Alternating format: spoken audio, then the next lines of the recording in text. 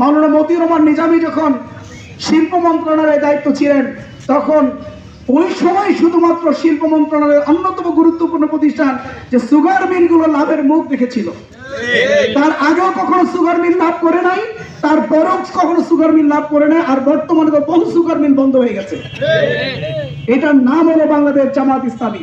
জামাত ইসলামী এই ধরনের নেতৃত্ব, এই ধরনের যোগ্যতা সম্পন্ন, সততা এবং তাকওয়া ভিত্তিক সমাজ এবং তাকওয়া ভিত্তিক নেতৃত্ব সাপ্লাই দিয়েছিল বিধায় তারা সুন্দরভাবে তাদের মন্ত্রণালয়গুলো পরিচালনা করে দেশ পরিচালনা করে দেশকে মাথা উঁচু করে দাঁড়ানোর ক্ষেত্রে তারা সহযোগিতা করতে সক্ষম হয়েছে। সম্মানিত ভাইরা আমার, আমরা শুধুমাত্র তিনটা মন্ত্রণালয় পরিচালনা করে আমরা দেখিয়েছি যে আমরা রাষ্ট্র পরিচালনা করতে জানি।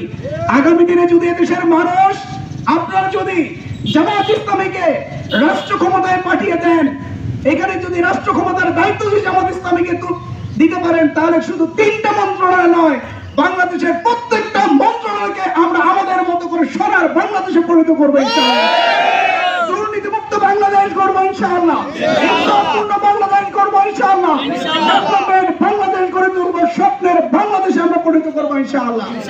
এই জন্য আপনাদের সহযোগিতা চাই, আপনাদের ভালোবাসা চাই, আপনাদের সব চাই। আপনারা জানেন বাংলাদেশ 85% মুসলমানের এই দেশ। এখানে আমাদের এশার নামাজের আজান শোনার মধ্য দিয়ে আমরা ঘুমাতে যাই এবং ফজরের আজান শোনার মধ্য দিয়ে আমাদের ঘুম ভাঙে। এই 85% মুসলমানের এই দেশে স্বাধীনতা উত্তর অসংখ্য রাষ্ট্রনায়করা এই দেশকে পরিচালনা করেছে, মুসলমানের নাম ধরে তারা এদেশকে পরিচালনা করেছে, কিন্তু আজও পর্যন্ত এই 85% মুসলমানের এই দেশে ইসলাম দিয়ে তারা দেশ চালায়নি, কোরআন দিয়ে তারা দেশ চালায়নি, সুন্নাহ ভিত্তিক তারা রাষ্ট্র পরিচালনা করেনি। তারা নিজেদের মতো করে নিজেদের মতবাদ দিয়ে নিজেদের চিন্তার আলোকে দেশকে পরিচালনা করেছিল, যার কারণে বাংলাদেশের ভাগ্যের কোনো পরিবর্তন আসে নাই। এখানে ইসলামপন্থীরা বারে নির্যাতিত হয়েছে, নিষ্পেষিত হয়েছে।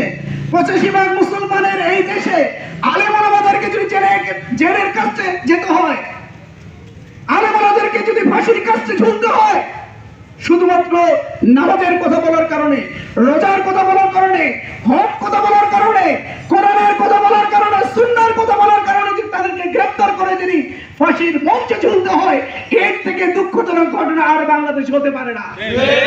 সুতরাং সম্মানিত ভাইরা আমার, আজকে বড়ই দরকার বাংলাদেশকে কোরআন এবং সুন্নাহ ভিত্তিক পরিচালনা করা।